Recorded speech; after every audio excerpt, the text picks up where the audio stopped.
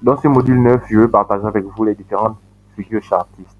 Alors, ce qu'il faut savoir, c'est qu'en trading, le marché, donc le graphique, se déplace d'une certaine manière. Et ce n'est que cette forme de déplacement du graphique-là qu'on appelle figure chartiste. Donc, c'est le mouvement que dessine le marché en se déplaçant. Voilà. Voici sur mon écran d'accueil, par exemple, ce marché. Je pense que c'était le marché de l'or. Alors, vous voyez un certain nombre de mouvements qu'il a effectués là. Ça se dessine et ça représente quelque chose.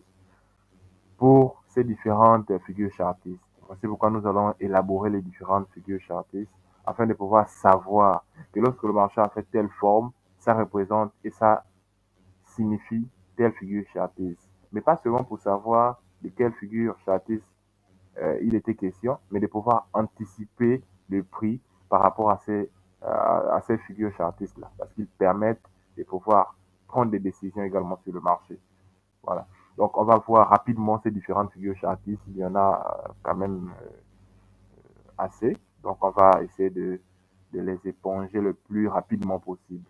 L'idée dans ce module, c'est que vous puissiez savoir ces différentes figures chartistes, afin que lorsqu'un autre trader vous parle du double bottom ou bien le triangle ascendant ou descendant, vous sachez de quoi il parle, mais pas que vous manquez d'informations. Même si vous ne tradez pas forcément, vous n'allez pas forcément trader avec ces figures chartistes-là, mais qu'au moins vous puissiez savoir concrètement qu'est-ce qu'une figure chartiste et comment repérer ces différentes figures chartistes. Parce que pour savoir comment les repérer, il faut savoir à quoi ils ressemblent.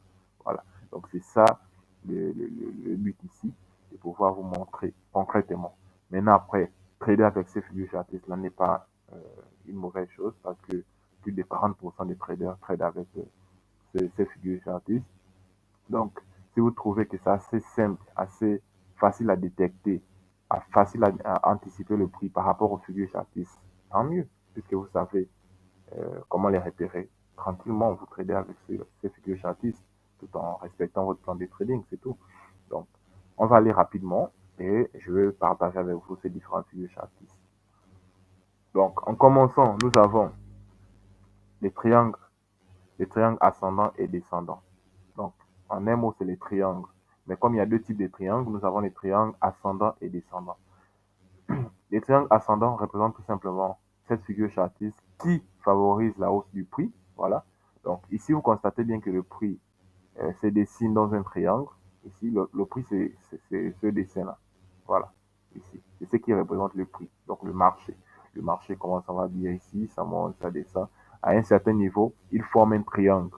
Et après ce triangle-là, nous constatons une cassure, bim, et le prix revient à l'extrémité de ce triangle et va vers la hausse. Voilà. Donc, c'est ce qu'on appelle tout simplement figure chartiste du triangle ascendant. Donc, le triangle qui a objectif d'aller, d'enfoncer le prix vers la hausse, d'envoyer le prix vers la hausse. Voilà. Et ici, nous avons le triangle descendant. Donc, c'est ce triangle-là qui favorise une baisse du prix. Ici, on constate que le prix se consolide sous forme triangulaire et ensuite le prix revient tester ce niveau-là et il va vers la baisse. Donc, ne tenez pas trop compte des objectifs ici, 1562, 54%. Vous prenez le maximum que vous pouvez prendre par rapport à votre psychologie, par rapport à votre attente et vous sortez du marché. Voilà. Parce que lorsque vous prenez par exemple euh, euh, une vente ici, vous placez votre ordre en vente ici, bim, le marché descend, descend. Si vous sentez qu'après un ratio par exemple de x2 ou bien de un tiers ou de un cinquième, vous vous sentez à l'aise par rapport à vos profits, vous sortez et vous sentez que, ah, moi je vais prendre un dixième impérativement. Vous restez, si le marché arrive jusqu'à x10 de votre risque, tant mieux. Donc, je n'ai pas encore parlé du risk management, je vais parler de ça dans la troisième phase, donc c'est-à-dire la phase professionnelle. Ici, dans cette deuxième phase, qui est la phase intermédiaire, on se consacre purement à l'analyse graphique, l'analyse technique, l'analyse technique et l'analyse fondamentale. Maîtriser, comprendre pertinemment le marché. Donc, c'est ça. Ici, nous avons ce triangle ascendant et descendant, vous avez pu illustrer. Donc, dans cette partie, je prends la peine de pouvoir mieux situer les éléments parce que la plupart des figures chartistes vont contenir plus ou moins les, les mêmes informations dans la représentativité, donc les différents dessins, pour qu'on ne puisse plus traîner sur les autres ici. Donc ici, dans ce triangle ascendant et descendant, j'ai donné le maximum d'informations. Un maximum d'informations. Ces informations sont également valables pour ces figures chartistes suivantes. Voilà. Donc ici, ce tracement représente le marché, le prix du marché, l'évolution du marché. Lorsque vous constatez que le marché se dessine de cette sorte, il va avoir forme une certaine consolidation représentée par un triangle.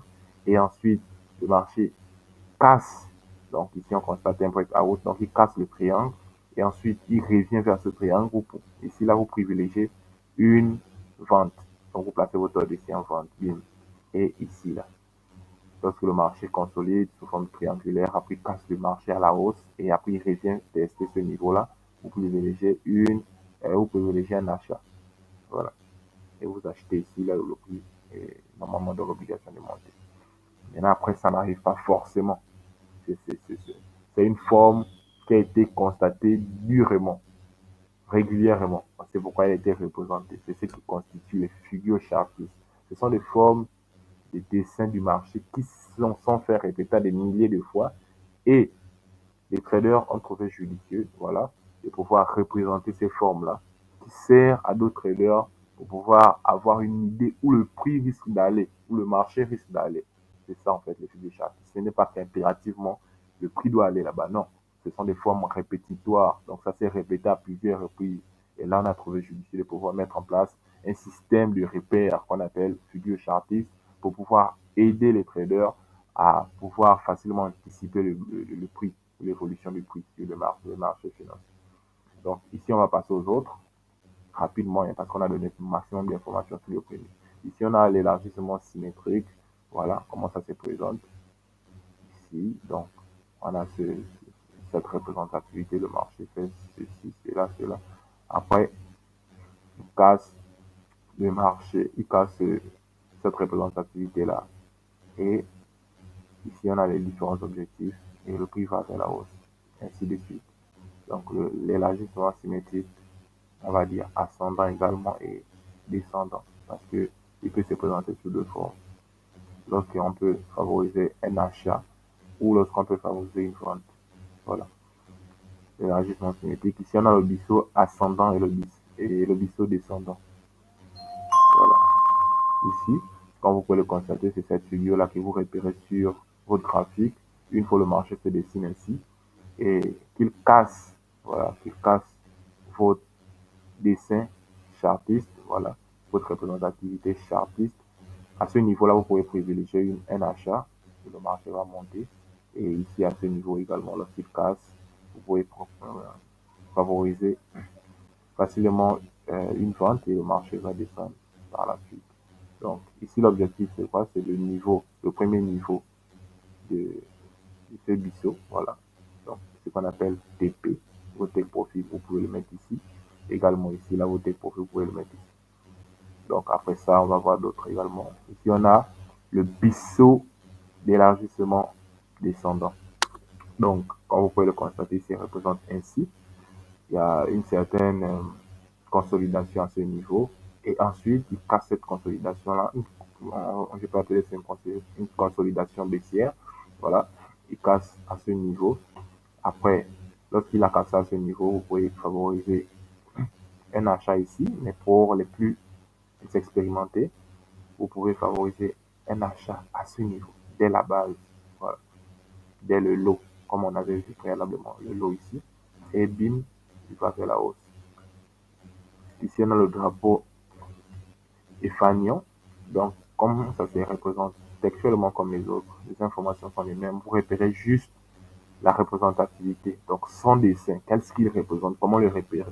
Donc, sur le marché financier, particulièrement sur le forex, lorsque vous voyez cette figure-là, et que vous constatez que le prix est par exemple à ce niveau-là, voilà, vous achetez tranquillement et le prix monte. Voilà, ici également, vous pourrez acheter et le prix va monter. Donc, simplement retenir textuellement. Ça, c'est ce qu'on appelle le bushing crashing. Vous bûchez comment ces figures-là sont représentées et vous attendez juste que le prix se forme de cette manière pour pouvoir privilégier un achat ou une vente. Voilà. L'élargissement à angle droit, voilà, c'est également comme les autres. À un certain niveau, il casse la représentativité. Donc, c'est ces deux trends-là, on appelle ça des trends. Voilà, ces deux trends-là qui ont été dessinés pour pouvoir le représenter. Et lorsqu'il casse vers le bas, voilà, lorsqu'il casse vers le bas, vous favorisez une baisse et une vente et le prix va descendre. Lorsqu'il casse vers le haut, tout simplement vous favorisez aussi une, un achat. Donc le prix va monter, va prendre de la hausse. Voilà. Ici également, pareillement, c'est plus ou moins les mêmes informations. L'élargissement à emploi. L'idéal, c'est de repérer déjà la figure chartiste de quoi il s'agit. Pour que lorsqu'on vous parle de l'élargissement à emploi, vous savez de quoi il est question. Et ensuite, nous avons l'épaule tête-épaule. Ça, c'est une figure chartiste assez populaire, l'épaule tête-épaule. Je me rappelle dans mes débuts, vraiment, j'ai tradé cette figure chartiste. Donc, vous voyez comment il se représente. Hein. C'est tout simplement simple. À ce niveau-là, vous pouvez même couper. Vous pouvez couper à ce niveau-là. Donc, le prix vient, il casse, il revient à ce niveau. Il a un sommet plus haut, vraiment plus haut que le précédent sommet. Ici, on a les sommets, on a vu ça dans le chapitre précédent, dans les modules précédents, ici dans le sommet. Donc, le sommet suivant est vraiment plus haut. Et après, on constate que, ah, mais normalement, une tendance haussière est cette tendance-là qu'on a le sommet et les creux de plus en plus haut. Mais comment le creux précédent revient encore toucher le, le creux précédent. Or, le creux précédent, là, le creux suivant, là, devait être à ce niveau au moins plus haut que l'autre. Pourquoi on continue à aller dans la tendance haussière? C'est ça. Mais vous constatez que le creux, là, revient encore toucher au même niveau que l'autre. Après quoi, on a un sommet qui ne dépasse même plus l'autre sommet, mais qui revient encore au même niveau du sommet sur précédent. Voilà, précédent. Donc, à ce niveau-là, vous constatez tout simplement qu'il s'agit là d'une figure chartiste qu'on appelle l'épaule tête-épaule. Et qu'est-ce que vous faites? Vous attendez le prix à ce niveau. Il revienne encore retester le niveau, le creux précédent. Voilà. Une fois il vient au creux précédent et à souvent euh, ce pullback-là, voilà. Donc, cette cassure et retracement, après, le marché chute vers la hausse, vers la baisse plutôt, ainsi de suite. Donc, c'est ce qu'il faut retenir pour l'épaule, tête-épaule. Alors, ensuite, nous avons le double ou le tip top bottom. C'est également comme les autres. Ici, là, il y a un dessin pratiquement qui se renferme après. On a un certain range à ce niveau. Voilà, ce range-là. Normalement, le double ou tip top, bon, ce qu'on appelle également bottom, c'est constate dans les tendances haussières. Par exemple, là, il s'agit d'une tendance haussière. Vous voyez le prix, on a des sommets, des creux de plus en plus haut. Après ça, on constate subitement une formation de range. Voilà. Donc, normalement, le bottom annonce une nouvelle tendance. Parce qu'après le bottom, là, bim, le prix va chuter, il va chuter vers la baisse. Donc ici, on a une tendance haussière, bim, bim, après on constate un certain range. Et ensuite, le range là, on a une cassure, retracement, bim, le prix chute vers la baisse. Tout simplement. Voilà. Donc, la plupart du temps, ça annonce une tendance, un retournement de tendance, le bottom. Le double type bottom, donc là, il s'agit d'une tendance. Là-bas, ça annonce une tendance baissière, puisqu'on est en tendance haussière. Ici, là, ça annonce une tendance haussière, comme on est en tendance baissière, tout simplement l'inverse de l'autre. C'est qu'il faut retenir. Donc ici, vous constatez, on a fait notre trend line, comme on a vu dans les modules précédents, pour indiquer notre tendance baissière. Et on constate après ici une formation d'un mini range, voilà. Le range, vous savez, c'est la tendance neutre. Boum, boum, le marché consolide, consolide. Et lorsqu'il casse notre range, on attend. Ne soyez pas pressé pour prendre la tendance. Ne soyez pas pressé pour ouvrir votre ordre en achat. Vous attendez à ce niveau, il va venir recasser ce pullback là et puis bim, donc il va aller vers la hausse, simplement. Alors ici on a le rectangle, comme vous le savez, hein, personne n'ignore que c'est qu'un rectangle. Lorsque vous constatez le marché dans un rectangle, ce qu'on appelle aussi un range, voilà. Donc à ce niveau-là, qu'est-ce que vous devez faire? Vous allez privilégier ce pullback, donc ce breakout. Lorsque le marché casse le rectangle, vous attendez qu'il vienne retester ce rectangle et vous favorisez un achat lorsqu'il a cassé le rectangle à la hausse. Lorsqu'il casse le rectangle à la baisse, vous attendez qu'il vienne retester le rectangle et puis vous favorisez une vente. Tout simplement, le prix va aller vers la baisse. Et ici, on a ce qu'on appelle la tasse avec angle. Bon, c'est quand même une figure châtée, c'est un peu particulière qui vient très rarement, qui est présente très rarement. Mais sachez que ça se présente ainsi. Vous voyez, le marché, en fait, ne va pas réellement comme d'habitude. Ça forme une certaine figure représentative qui est plus ou moins semblable à une marmite. Voilà, j'appelle ça souvent la figure châtée marmite. Donc là, ce que vous voyez, le marché fait ces mouvements-là, qui est vraiment mauvais à admirer, et que il est venu retester le précédent sommet. Qu'est-ce que vous faites? Vous attendez. S'il retrace, il fait une sorte de petite marmite après la grande marmite, comme j'appelle. Et là, lorsqu'il retrace encore, vous ne soyez pas pressé. Il va retasser ce niveau du sommet et il revient à ce niveau-là. Bim, il va aller vers la hausse. Voilà. Tout simplement. Vous prenez votre position après qu'il vienne retester ce niveau-là, ce sommet-là. Il va aller vers la hausse par la suite. Donc, c'est cette dernière figure chartiste que j'ai privilégié mettre en dernière position puisqu'elle est très rare. Voilà. Donc, c'est ce que je tenais à vous partager, ces figures chartistes, afin que vous sachiez qu'est-ce qu'une figure chartiste dans un premier temps et que vous puissiez également les utiliser pour pouvoir prendre vos trades.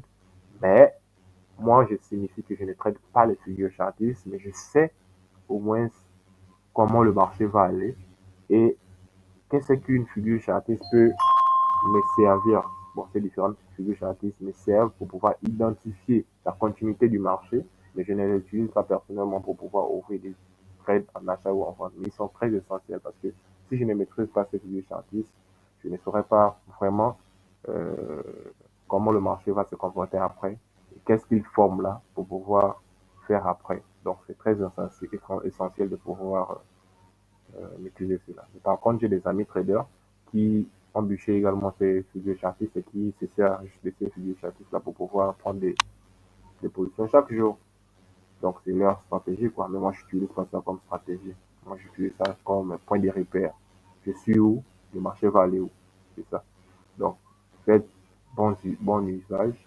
À vous de pouvoir vous imprégner également de ces figures chartistes pour que ça puisse vous aider dans votre trade quotidien. On se dit à très bientôt pour le prochain module.